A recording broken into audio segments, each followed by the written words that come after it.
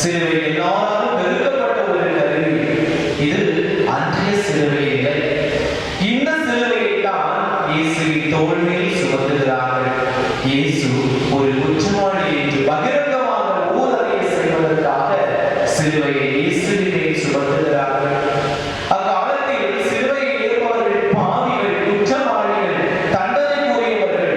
இவர்கள் வரிசையில் இயேசுவும் நிறுத்தப்படுகிறார்.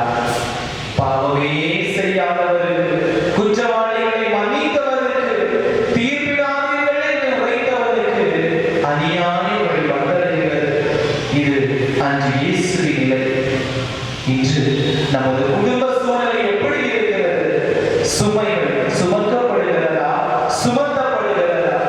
உடலளவில் சுமைகளை சுமப்பது பரவாயில்லை. ஆனால் உள்ளத்தில் சுமைகளை சுமந்து கொண்டு இறக்கி வைக்க முடியாமல், சுமக்கவும் முடியாமல் அவதிப்படுவோம் எத்தனை பேர்?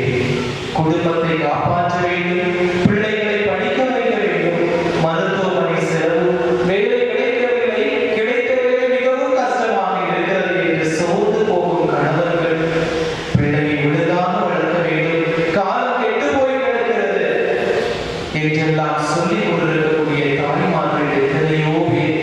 வீட்டு கடன் சுமை எப்போது குறையுமோ, பிள்ளைகளை புரிந்துவிட்டு எப்படி வாழுகிறது என்ற மனைவியின் கவலை ஒரு பக்கம். இப்படியெல்லாம் நம்முடைய சுமைகள் நம்மை அழுத்துகிறதா? கவலை வேண்டாம். இயேசுவின் மீது சுமத்தப்பட்ட பாவ சிலுவை பின்னர் புனித சின்னமானது போல உங்கள் சுமைகள் வெகு விரைவில் சுமைகளாக மாறும் என்று நம்புங்கள். ஜெபம். சுமை சுமந்து சோதனை பொருளுக்கு இடைப்பான தரும் இயேசுவே, எதிர்காலத்தை பற்றிய